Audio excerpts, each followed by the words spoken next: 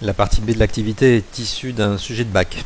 Trois jeunes musiciens amateurs, un guitariste, un pianiste et un flûtiste, projettent de donner un concert devant leurs amis dans le sous-sol d'une maison. Lors d'une répétition dans ce lieu, ils s'interrogent sur les améliorations apportées pour éviter une réverbération trop importante.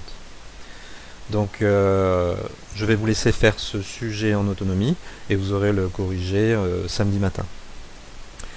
Les parties 1 et 2 sont indépendantes, les documents utiles sont regroupés à la fin de l'exercice.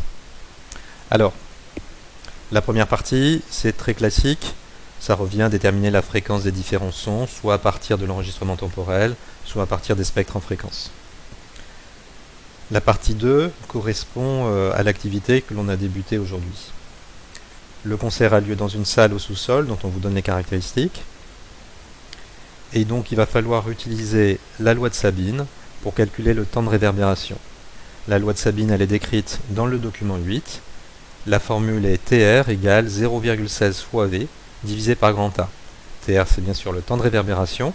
V, c'est le volume de la salle. Et grand A, c'est la surface équivalente. Le volume de la salle se calcule facilement, puisque la salle est un parallélépipède. Pour avoir le volume, on fait grand L fois petit h, longueur fois largeur fois hauteur.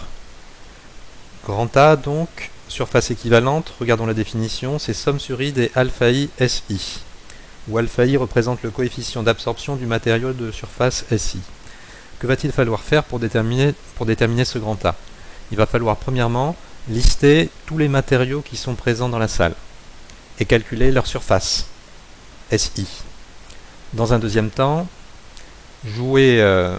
déterminer le coefficient d'absorption acoustique de chacun de ces matériaux en utilisant le tableau, et puis après faire le produit alpha ISI pour chacun des matériaux qui sont présents. Et puis après on fait la somme de tous ces termes pour avoir la surface équivalente grand A. Une fois qu'on a cette surface équivalente, on peut utiliser la loi de Sabine pour avoir le temps de réverbération.